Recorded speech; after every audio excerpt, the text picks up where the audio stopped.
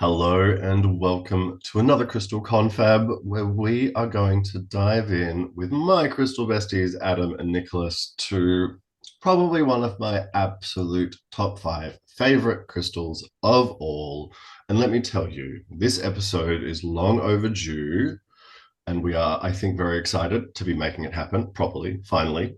Boys, Let's be honest. Okay, so we have recorded this episode before.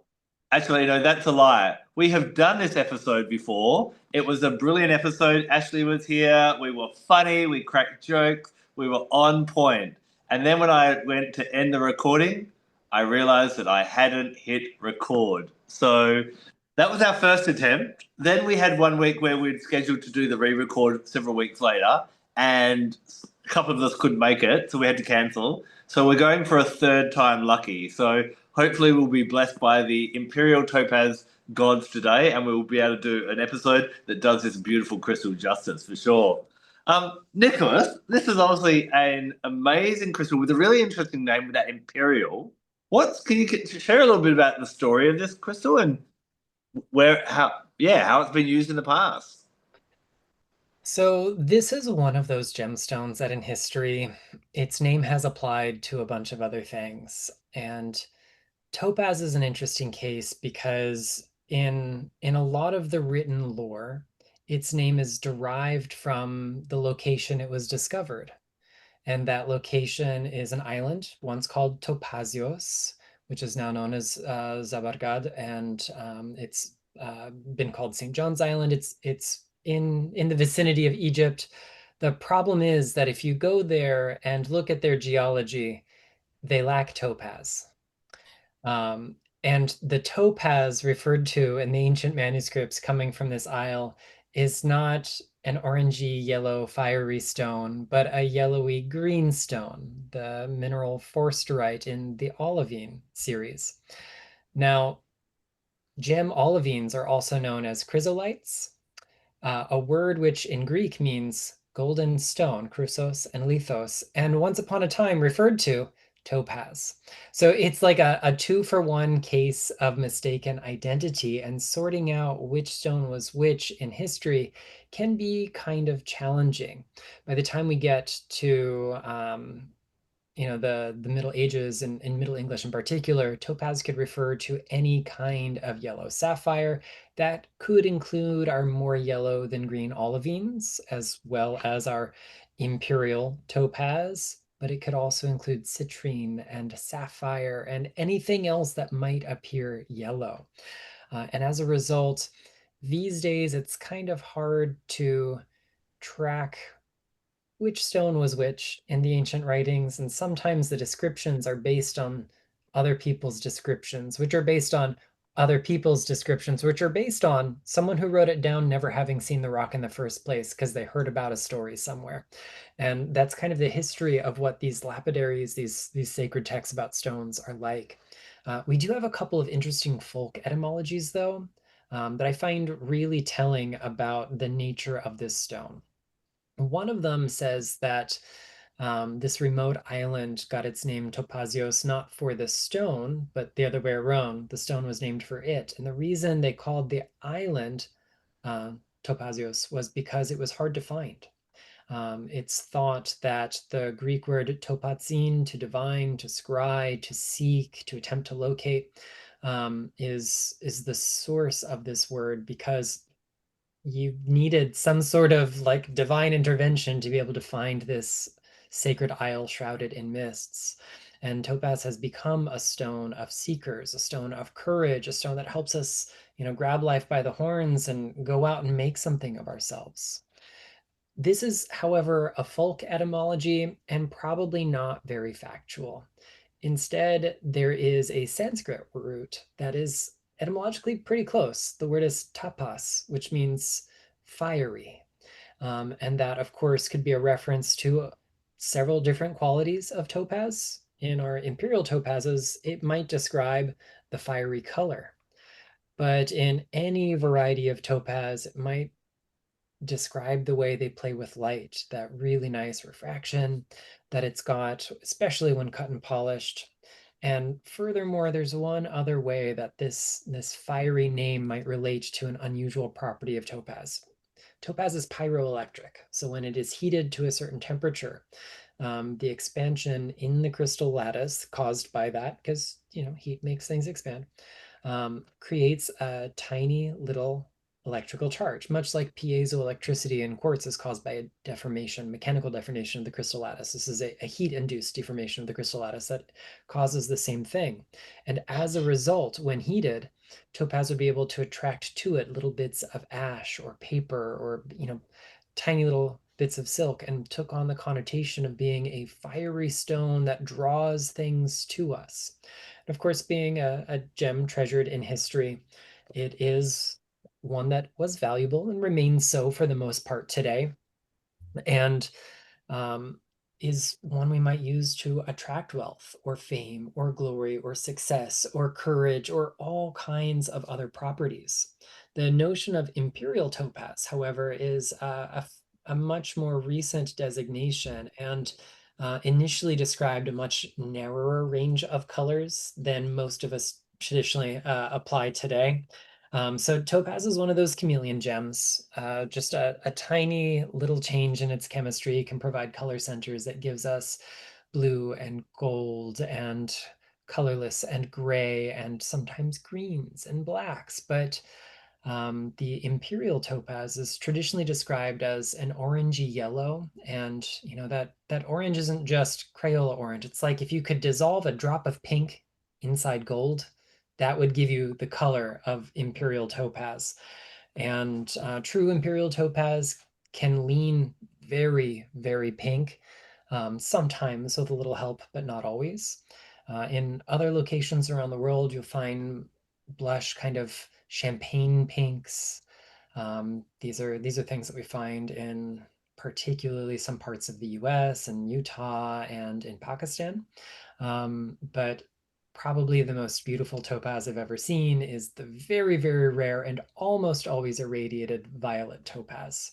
It's out there. It's not super common. Most of it has been helped, but this quality of inner fire that the stone has, I think just really lights things up for us and makes it such a magical ally. No matter what it is we might be seeking, it's there to steer us in the right direction, to help us divine that direction in life, and to attract the influences we need to see it through. What I love about topazes and their rarity as well, and especially our conversation today about Imperial Topaz, is it opens up the opportunity to talk about a concept that I don't think I've shared on the confabs before about crystal octaves. So you will hear it in octaves. Obviously, Nicholas being the musician will definitely know about octaves, but we also see it in different aspects of spirituality as well. We look at it in planets. We see that, there is planet Venus, and then a higher octave planet than that is Neptune. They both have to do with beauty, whereas Venus is very much to do with kind of personal beauty and personal love, whereas Neptune is more about the aesthetics and the arts at a bigger scale. And we see that with Mars and Pluto being a higher octave of that, and also Mercury and Uranus being a higher octave there as well. So where does that tie into our crystals? Well, we can look at sometimes that crystals will be a higher octave than ones that we're really used to. So we're all familiar with the classic sunstone and moonstone.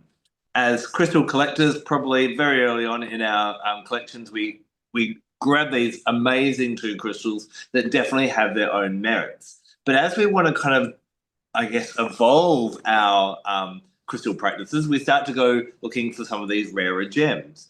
And as Nicholas was saying before, there's some really stunning colors in topaz. Now, with our imperial topazes, I like to think of them as your higher octave than sunstone. So taking your relationship with the sun to a higher level. Your blue topazes, they would be your higher octave than a moonstone in that way. They bring in a real, blue topaz brings in a real peace, a real serenity, and also opens up more spiritual communication. But we can cover that later on. So what do we use that imperial topaz for? Nicholas touched on beautifully that idea of it is that very, from the crystal's actual ability to attract things to it, it is very much, it's a yang crystal. It's going to definitely help you to get out there and fulfill what you want to do and to achieve and to draw and kind of hit goals and tick off all those to-do things. Really, really powerful in that way. But on this deeper level, there are lots of things in this world that we are told we need to do. We need to find a partner, we need to maybe have kids, we need to have a house, we need to have a career, all those different types of things. But we know that we're all individuals. And what I find Imperial Topaz is really good for us to do is rather than just kind of succeeding and fulfilling that general term of success, and this is where I might reach for a sunstone, Imperial Topaz really resonates with your own astrology and what you're here to do. You see, we often look at our sun sign, also known as our zodiac sign or our star sign, as, that is who we are. And as we dive into astrology a little bit more, we're going to kind of fine tune it with our moon sign, talks about our inner world, and our Mercury is how we communicate, and so on and so on. Working with that sun sign and that zodiac energy in alignment with your Imperial Topaz really helps you to work out how you can succeed and be the best you can be. We're not all going to be great athletes. We're not all going to be great politicians. We're all not going to be great business people. But where can we shine? And this is a really great one for bringing in that aspect of allowing that inner sun to radiate, and to then, as you'll find, and if you caught our episode last week when we were talking about chart, life will direct you in a way to get you to where you're meant to be. And by having Imperial Topaz around and aligning with it and being authentically yourself, what you'll find is the universe will then start to, with more ease and more grace, bring you different opportunities and attract opportunities to you that will allow you to shine. We've all been in situations, maybe relationships, maybe jobs, where we're not shining and it feels stunted and it feels hard, where we're trying to basically shove shit up a hill.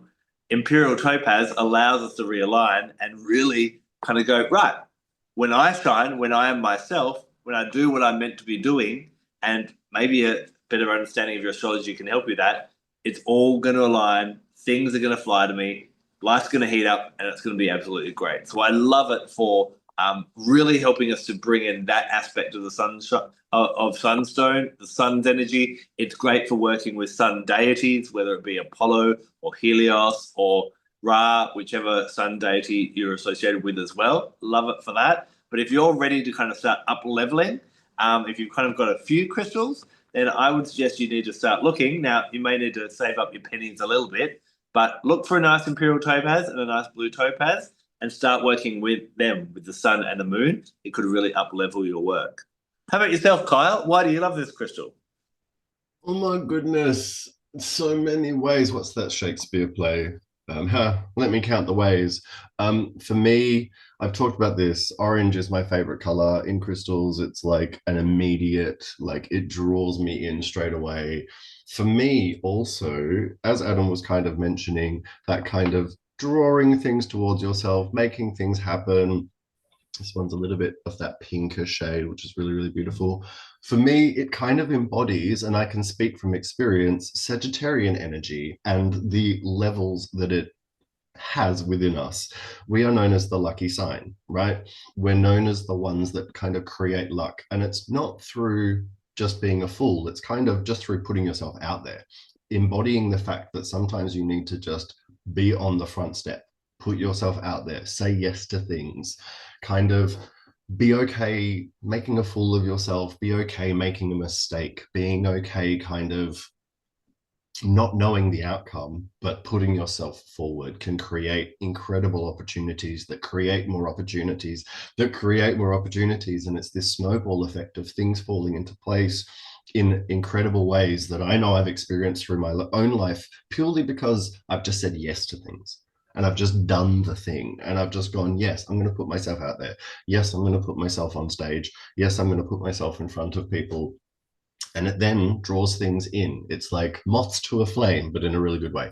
Like you will be a lighthouse. You could be a fire that keeps people warm. When you embody fire, when you embody the flame, when you embody the sun, you give life to other people, right? When you live and you give life to yourself and you are having fun, you're enjoying life, doing things that make you feel good, help you to feel good, which helps you to be clearer, more positive, more active, more proactive, and more capable of solving problems, of dealing with shitty stuff that comes up, of being unbothered by things like that, right? It allows us to, all topaz has that like ability to cut through.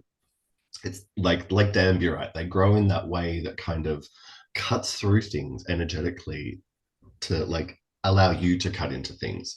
And I find Imperial Topaz especially helps us to like cut out the things that hold us back from feeling good and feeling positive and feeling like we can have fun and we can dress silly and we can just do things that make us feel good. And it's not frivolous. It's actually so that we can be a better version of ourselves. We can be a more empowered version of ourselves. We can do more for others by lifting ourselves up and being that sunshine. But I think it also taps into like sunrise and sunset and the way light plays with everything, right?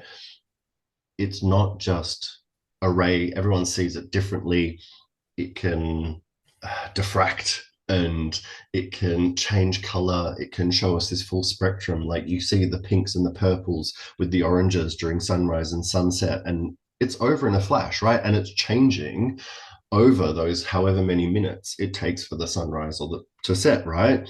It's the same with topaz, right? Depending on what angle you shine at, depending on where the light comes, you get a different play of color, you get a different energy, and we're allowed to kind of shine differently on different days. We're allowed to be different to different people. We're allowed to be too bright for some people. If I'm too bright, put sunglasses on, right? It's not my problem. End of sentence, full stop. And we are allowed to feel less guilty about feeling good. We are allowed to be enthusiastic and playful and silly in other people's eyes. That's your perspective. I know what I'm doing is actually really important to me, regulating my energy, because if I don't regulate my energy, I might do something that puts me in jail. And I don't want that. I've said this before. Is it worth going to jail over? No, it's generally not worth going to jail over. And we want to like be joyful, not cranky, right? There's enough in the world to make us angry. We might as well do things that make us feel good. And it can be through satire, it can be through like taking the piss out of things, but it's still healthy to bring joy to situations. It's still a really important aspect of our lives to make sure that is a prioritized part of what we do in our lives to make sure everything else works out better. Because if we don't, everything else is more challenging. Everything else weighs us down more. Everything else is more difficult. And I have learned from living that experience that if you allow it, it will spiral downwards. But if you then flip that, the spiral goes up and outwards and it expands for you and more can come from it. And I really love, these are a couple of pieces from Mexico showing off a little bit of a deeper shade of the orange. I love that they just are so warming. Whenever I hold a topaz, as Nicholas mentioned, that like it charges, it literally charges electricity through heat. So it's literally charging you up when you're working with it. So why not work with some Imperial Topaz? I love that analogy you had, Kyle, of like the sunrise and the sunset. And when we think about, sunrise, I love that energy. I got up an hour before the sun rose this morning. And as that sun rises, not only is there the beauty that you talked about as well, but there's an energy there. There's kind of around the sunrise, it's hard to be like, there's something magical about what will the day bring? How will the universe surprise and delight me? And I think Imperial Topaz kind of embodies that energy as well. And there's also that closing of a chapter or that closing of the day. And, my goal, my life goal one day is to have a life where I can actually sit outside and just watch the sunset every day because it's so spectacular. Every day is different. But there is that real energy again of letting go. And these are magical times. They're veil times. They're twilight times. And I think sitting with an Imperial Topaz, watching the sunrise, watching the sunset could be a really great way to set your day up and also just to bring yourself back at the end of the day when we have been in that real yang mode as well, couldn't it? I would say yes, but also like if you're ready to go out at night, right? If you're ready for that transition of like the sun is setting and now those that need to go to sleep can go to sleep and now I'm going to shine, right? I think for night owls, Imperial Topaz could be a really beautiful way to help you to embody that brightness in the darkness. Another thing I find, being an orange crystal, it's going to be beautiful for the sacral chakra. And I find the negative emotion that affects the sacral chakra the most is guilt. Now, what we do find, and it is, kind of an odd statement to make with three gentlemen speaking here, is that the majority of crystal workers seem to be female. And I find that a lot of women tend to have underactive sacral chakras because there's a guilt around the aspect of the sacral chakra, which is pleasure. How dare I do something that I enjoy, that brings pleasure to me when I've got a partner and I've got kids and I've got family and other people I've got to worry about first, and they put themselves last. And Kyle, do you think this would be a really great crystal to help us just bring more of that pleasure into our lives and get rid of that guilt around allowing ourselves to shine and not putting ourselves at the back of the bus or the back of the line instead of the front of the line?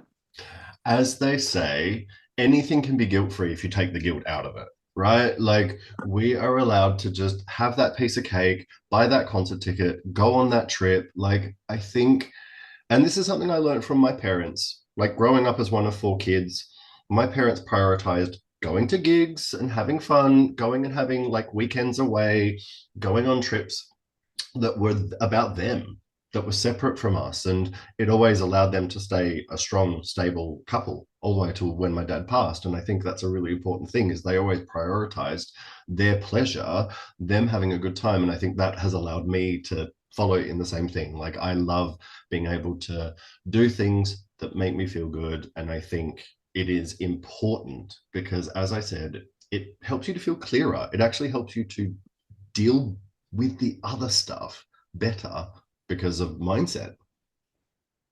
So true. And I think this is really a powerful crystal for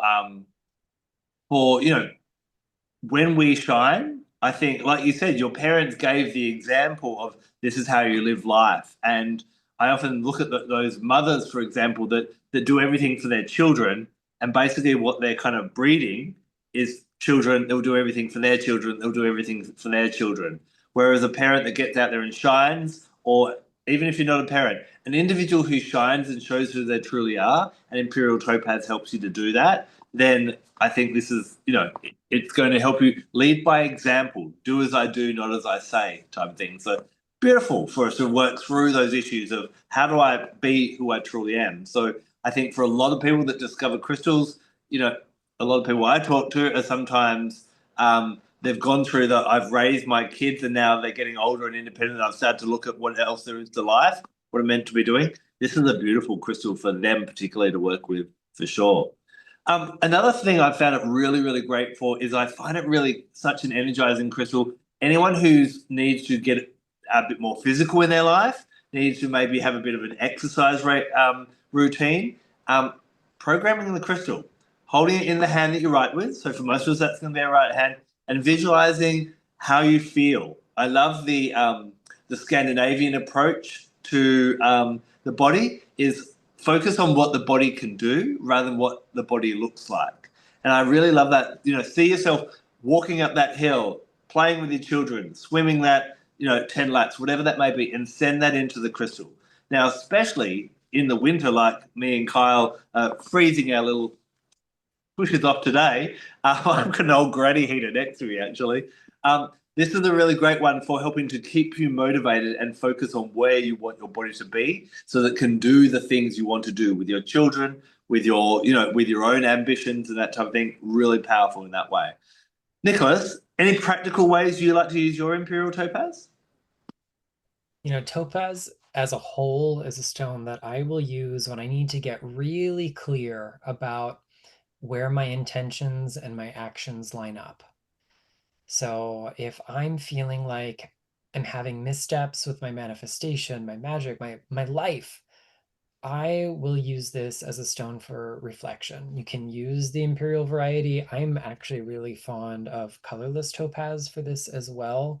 When we look at the cross section of a topaz crystal, we can see that it has this orthorhombic crystal structure. So, in cross section, it's like a diamond or rhombus.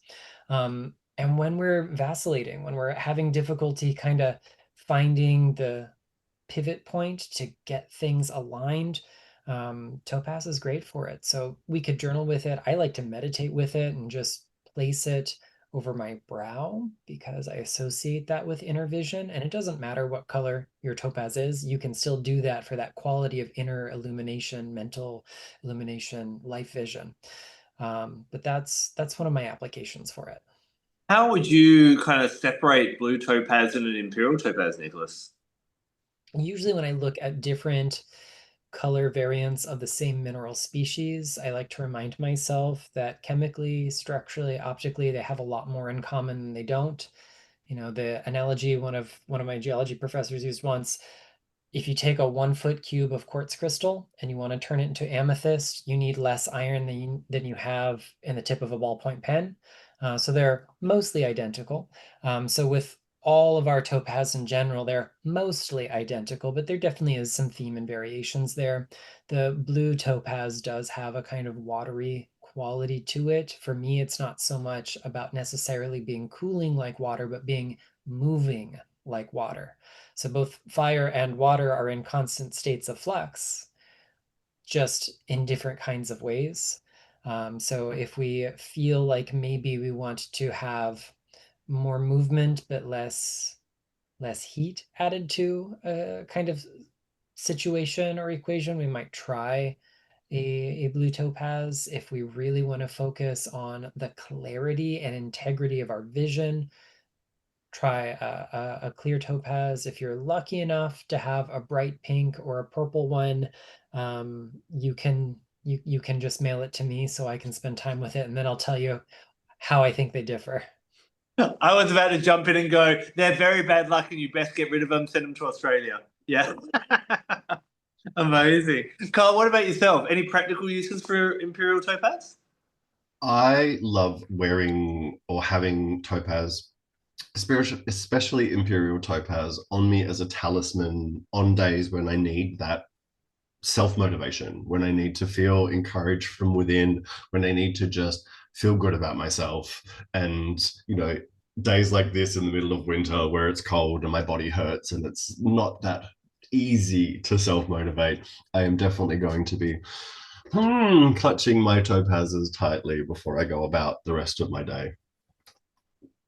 Amazing. Well, we've finally done it. We have finished an Imperial Topaz episode. Thank you so much. I know we have a couple of listeners and viewers that have reached out to one of us and said, what about this crystal? And we keep on saying, it's coming, it's coming. So it's finally here. Remember, we have to decide what crystal to talk about this week. We do have some methods to our madness, but if you have requests, please, leave a comment underneath one of our videos or our podcast, or reach out to one of us and let us know, because we definitely want to make sure that you're the fourth person in these confabs and that you are getting to find out more about the crystals you love as well. We'll be back next week, providing our press record, and we'll cover another crystal. Until then, take care and blessed be.